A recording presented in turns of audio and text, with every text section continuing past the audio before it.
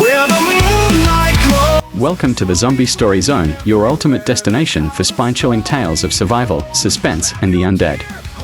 In today's story, we dive into the heart of a Christmas market turned battleground as the holiday cheer is shattered by a terrifying zombie apocalypse. It's a tale of grit, courage, and holiday weapons repurposed for survival. Before we jump into the chaos, we'd love for you to support our channel.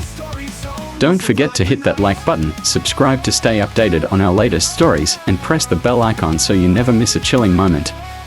If you enjoy the story, share it with your friends. After all, everyone loves a good zombie thriller. We'd also love to hear from you. Drop a comment below and let us know what you think of the story. What do you love about the Zombie Story Zone? How can we make our content even better?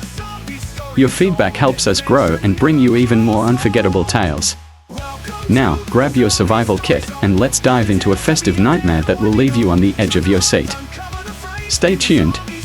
Don't survive the night.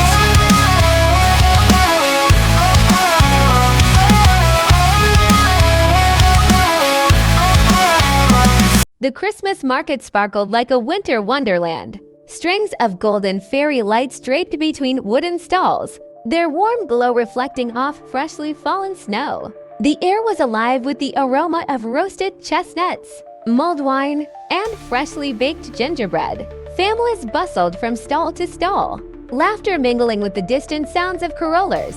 At the heart of this joyous scene stood Emily Cartwright, adjusting the striped canopy of her candy cane stall. The oversized peppermint canes she sold were flying off the shelves, the perfect whimsical treats for the season. Emily pulled her scarf tighter against the cold, smiling as a young girl, with pigtails and mittens bounced excitedly in front of her stall. "One giant candy cane, please," the girl squealed, holding out a crumpled bill. "Coming right up," Emily replied, handing over the treat. "Merry Christmas." The girl beamed and ran off, her parents trailing behind her. Emily glanced at the clock on her phone. 7:45 p.m. Only a couple more hours until the market closed for the night. She rubbed her gloved hands together, dreaming of the hot cocoa waiting for her at home. Then she noticed him. A man stumbled into view, his face pale and drawn, his movements jerky and unnatural. At first, Emily thought he might be drunk, a common enough sight during the holiday festivities. But as he drew closer, something about him sent a chill racing down her spine. His eyes were wild, bloodshot, and his mouth hung open unnaturally wide, revealing teeth smeared with dark red. A scream tore through the air. Emily turned just in time to see the man lunge at a teenage boy near the hot chocolate stand. He grabbed the boy's shoulder, his head snapping forward in a blur. Blood spurted as his teeth sank into the boy's neck. The boy collapsed, clutching his throat, while the man rose, blood dripping from his mouth, and lunged at another bystander. Panic erupted. People screamed, their joyful chatter replaced by frantic cries as they fled in all directions. Emily froze, unable to process what she was seeing. Her heart thundered in her chest as she ducked behind her stall, peering out through the gaps in the candy display. The teenage boy lay convulsing on the ground. His body twitched violently, his skin turning an unnatural gray. Then, with a guttural snarl, he sprang to his feet. His cloudy, lifeless eyes scanned the crowd before locking onto a terrified woman nearby. He pounced on her, and the infection spread. "Emily!" a voice shouted. She turned to see Marco, her co-worker from the mulled wine stall, running toward her. His curly hair was matted with sweat, his eyes wide with fear. "We've got to go." "What's happening?" she asked, her voice trembling. Marco grabbed her arm. "No time, run!" They sprinted through the chaos, weaving between stalls as more of the infected joined the fray. The market transformed into a battlefield. A man used a roasting skewer to fend off an attacker, only to be overwhelmed seconds later. A mother swung her handbag at an approaching zombie, desperately shielding her child. Emily and Marco ducked behind a gingerbread stall, gasping for breath. "What do we do?" Emily whispered, clutching the edge of the counter for support. Marco scanned the area, His eyes landed on a display of decorative candy canes, their ends sharpened into points for festive flair. "We need weapons," he said, grabbing one. He hefted it experimentally before passing another to Emily. Better than nothing. Emily took the oversized candy cane, the peppermint stripes now feeling far less whimsical. She barely had time to process the absurdity before one of the creatures stumbled toward them, its growl low and menacing. Marco reacted first, swinging his candy cane with all his strength. It connected with the zombie's head, sending it staggering back. Emily followed his lead, jabbing her weapon into another creature's eye. It crumpled to the ground, twitching. "This can't be real," Emily muttered, her hands trembling. "It's real," Marco said, his voice grim. "We need to find somewhere safe." They fought their way through the carnage, the infected growing in number. Blood splattered the snow, turning it into a gruesome patchwork of red and white. The festive music playing over the market's loudspeakers continued, warped and out of place amidst the horror. As they reached the central square, Emily and Marco spotted a small group of survivors gathered near the massive Christmas tree.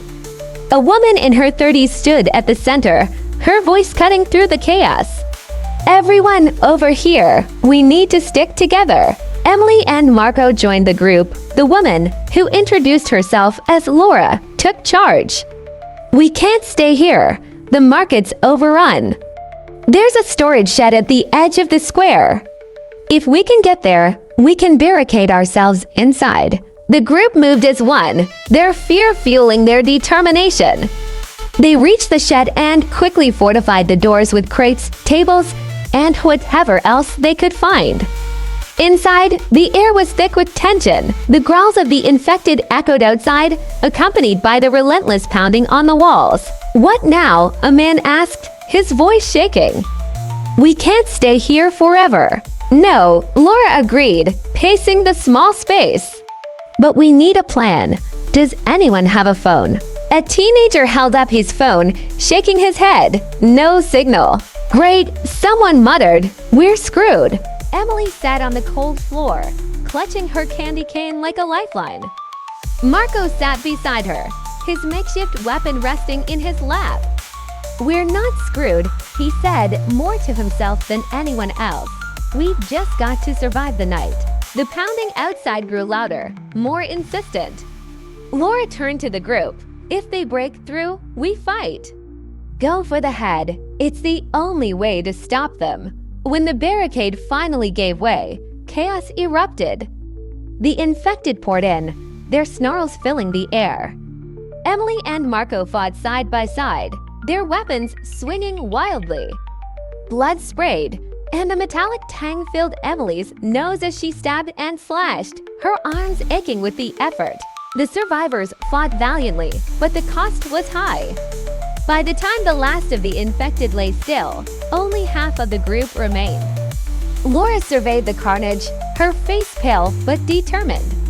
"We can't stay here," she said. "There's a church a few blocks away.